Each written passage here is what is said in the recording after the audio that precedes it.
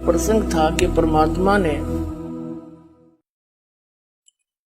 आकर के यहाँ बताया है कि पुण्यात्मा तुम गलत स्थान पर फंस रहे हो, आप यहाँ के वासी नहीं हो, ये आपका स्थायी स्थान नहीं है। और आपको भी पता इस बात का तो स्थायी नहीं है। इसका विकल्प ये है कि जितने आप हो, आपके बच्चे, रिश्तेदार, रिलेटिव, उनको पूरी तरह समझाने की चेष्टा करो। भले ही वो एक बार ना माने, प्यार से दूसरी बार 5-10 दिन के बाद जाकर फिर स्टार्ट करे, 10 दिन के बाद फिर पहुंच जा, धीरे धीरे स्वाता जैसे उसको जितना स्वा उतने बोला फिर चुप हो जाते, वो गाली भी दे बोला ही नहीं, क्योंकि हम सारे ऐसे थे, भ्रमित थे। और फिर धीरे धीरे यह बात आप पर समझ में आ जाएगी। तो इन बच्चों को भी मालिक के लाइन में लाओ। दास ने देखा है कि छोटे बच्चे इतने अच्छी आत्मा के थे, उन बच्चों ने नाम लिया, ज्ञान समझा, 15, 16, 20 वर्ष के। फिर माता पिता संघर्ष करें तो अंदर देवता पूजने छोड़ दिए, समाज पर भी माथा ना टेकता, तो कि हमारा कुपूत पैदा हो गया। किसी कहीं लड़की ने नाम लिया तो उसके पीछे घर के पड़ गए। अब धीरे धीरे उन्होंने सारे परिवार ने आना पड़ा इस ज्ञान समझ के, फिर रोज के नए नए सुख दिए परमात्मा ने। तो आज वही परिवार समर्पित हो गया इस दाता पर। पहले हमने गाली देवा था, अब ऐसी अफवाह फैलाते हैं बहुत से लोग कि रामपाल तनु का है कि अपने जो कोई मर जावे उसने घसीट के ले जाओ, कंधा भी मत दो। इन्हें झूठ बोलने तो मतलब है और दूसरा काम नहीं। नकलिया ने कोई बात हुई, हम सरेआम कहते हैं संस्कार करो, विधि से ले जाओ, जो बेमतलब के बवंडर है वह ना करो। जैसे मरने वाला मर गया, उसने फूकन की तैयारी कर रहे, अन्यों का भी इसका स्नान कराओ, वो खाक स्नान कराओ है, फूकन जान लाग रहे हैं और उन्हें नवाओ दुआओ। ये बेमतलब की बकवादी न शुरू करा रखी। फिर क्या है, जैसे कफन है, मुर्दे को ढकने के लिए एक पर्याप्त है।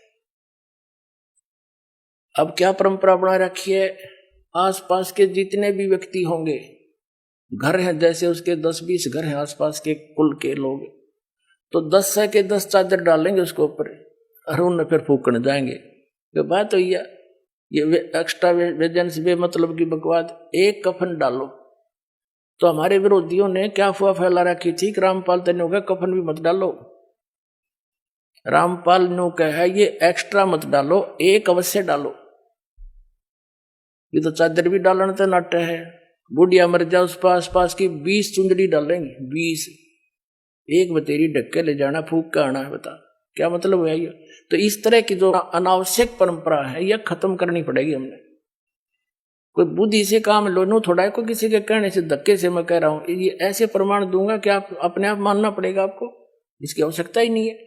तो इस प्रकार ये जो क्रियाएं हमने अननेसेसरी बना ली, ये परंपराएं, ये भी हमारे भक्ति बाधक है। जो भक्ति नहीं करता कुछ भी करो, हमने क्या दिक्कत है।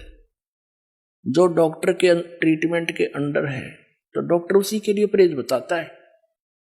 दूसरा से कितना रोगी हो उसकी दवाई ना ले रहा हो, क्या बताओगा उसको परहेज, कुछ भी खा मर। तो कहने का भाव ये है पुण्यात्माओं कि आप यहां गलत स्थान पर आ गए,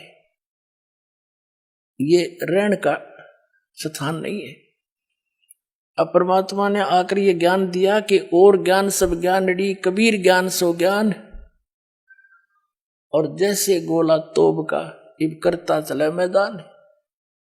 ये तोब का गोला है, तत्व ज्ञान परमात्मा का दिया हुआ, और कर दिया सारा साफ। थोड़े दिन लगेंगे और घना टाइम ना लगे, क्योंकि अब तो विस्फोट सा हो रहा है। और जो दास परमात्मा का दिया हुआ ज्ञान और जो यहां भी रहने की क्रियाएं हैं, यही है जो दास बता रहे। और एक दिन पूरे विश्व को माननी पड़ेगी या दो दास की सीख है, परमात्मा का दिया उपदेश है, और तभी हम सुखी होंगे। और इसी नाम को सबको ग्रहण करना पड़ेगा, क्योंकि भगवान का आदेश है। और काल से इस काल भगवान ने अपने वचन में कह रखा है कि कलयुग में कितने जीव ले जाइयो तुम, सतयुग त्रेता द्वापर में थोड़े जीव ले जाना। तो परमात्मा ने 3 युग बाट देखी, इंतजार की इसकी, और इसने 3 युगों में हमारे साथ के जुल्म करा दिए। हमें कितने मजहब बना दिए, नारी नारी भाषा बना दी, 100-200 किलोमीटर के बाद जाकर भाषा बदल जाती है।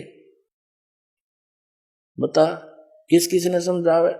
अब इदास नहीं हिंदी आती है और कोई मराठी जानता है, ये मराठी क्यों कर समझाऊं उसने हैं, और दूसरी भाषा में कैसे समझाया जाए।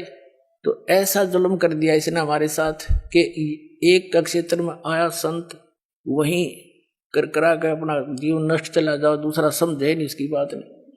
तो अब परमात्मा ने दया बख्शी है, ये ज्ञान ऐसा है और सभी भाषाओं के बच्चे इसे परिचित हो गए। अब वो अपनी अपनी लैंग्वेज में इनको बना के इस तत्व ज्ञान को छपवा रहा है और अपने बहन भाइयों को वहां बांट रहा है। तो परमात्मा ने ये मीडिया बना दिया। इसके अंदर भी एक बताते हैं कैसा सॉफ्टवेयर बनने वाला है, कुछ बन भी गया है कि वो किसी भी भाषा का हो, सभी भाषाओं में वो उसको कन्वर्ट कर देता है। दया भी दया परमात्मा ने करी आपके ऊपर। तो पुण्यात्मा परमात्मा कहते हैं और ज्ञान सब ज्ञान डी, कबीर ज्ञान सो ज्ञान, और जैसे गोला तोब का अब करता चला मैदान। तोब के गोले का आगे किले नहीं डटा करे हैं, एक का बढ़ा दिया करे, 2-3 लागे बात तो निशान नहीं पावे। तो ये परमात्मा का तोब का गोला है। और ये सोच ले एक किस्म का भी परमाणु बन गया। असली परमाणु दास ने बनाया है अज्ञान के नाश करने का और सत्य को ऊपर उभारने का। एक पुस्तक जहां भी भक्त बांट आते हैं उस परिवार पर कृपा होती है, आसपास के सुन सुना के वो भी उनसे पूछते हैं, फिर पुस्तक ग्रहण करते हैं। और वो क्योंकि अज्ञान गणा है, कई भक्तों ने कहा जी 2 वर्ष पहले पुस्तक ली थी और आज दया हुई आपकी, बताओ इतना ज्ञान बना रखा है। एक भक्त आया महाराष्ट्र का, वो कहने लगा जी एक सांगली शहर है महाराष्ट्र में, सांगली, और वहां कोई आपकी भक्त ज्ञान गंगा बांटे थे और हम वो मेला लगा हुआ था हमारे धार्मिक, और मैं तो भगवान शंकर का पुजारी, उसके अतिरिक्त मैं किसी ने मानू नहीं था। हमारे साथ मेरा भाई था छोटा 10-12 वर्ष का, और हम सारा परिवार मत्था टेकने जावा थे शिव के मंदिर में, बड़ा मेला था वहां का। वह पुस्तक बेच रहा था तो उसमें लिखा हुआ था कौन ब्रह्मा का पिता है, कौन विष्णु की माँ, ये ऐसे ऐसे। वो छोटा भाई जाकर हमसे पिता नहीं कैसे पहले वो लेने चला था, मैंने मना कर दिया कि ना ये तो बकवास लेकर रखिए ना। जब तो वो मेरे साथ आ गया, फिर पता नहीं कब निकल कर गया, वो किताब खरीद लिया वहां से बुक और छुपा कर रख ली उसने। जब मैं गाड़ी से उतरने लगा तब देखा मैंने वो पुस्तक ले रहा हुआ हाथ में, उसे मैंने छीन ली और मेज पर उल्टी रख दी कि इसके दर्शन भी नहीं करूं। वह रखी रही 2 महीने तक। एक बार मेरा कुछ ऐसी टेंशन बनी, कुछ ऐसे सर्कमस्टांस बन गए, मेरा सिर पाटन हो गया, घनी टेंशन हो रही किसी बात की, और मैं बाहर बैठ गया चेयर लेके। थोड़ी देर में ध्यान आया, पुस्तक दिखी वो रखी रखाई। मैंने सोचा इसने देखते क्या है, मैं लगा उस पुस्तक को पढ़ने। वो मेरी तो टेंशन मन भी आज भी कोई ना कचकित गई, और 3 दिन कंटिन्यूस पढ़ी। अरे सह परिवार लेकर आ गया परमात्मा का बच्चा, सारे परिवार को।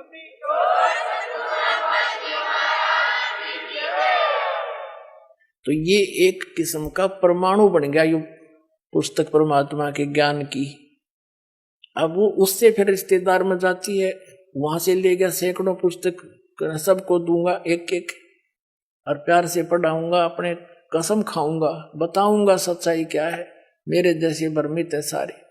तो पुण्यात्माओं आप सबका दायित्व बनता है यो कि अपने भूला न राह बतावे।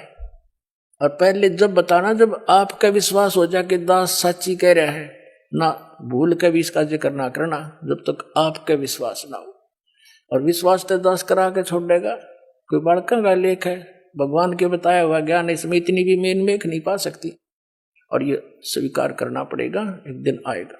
तारा मंडल बैठ कर ये चांद बड़ाई खावे, उदय भया जब सूरज का, स्यों तारों छुप जावे।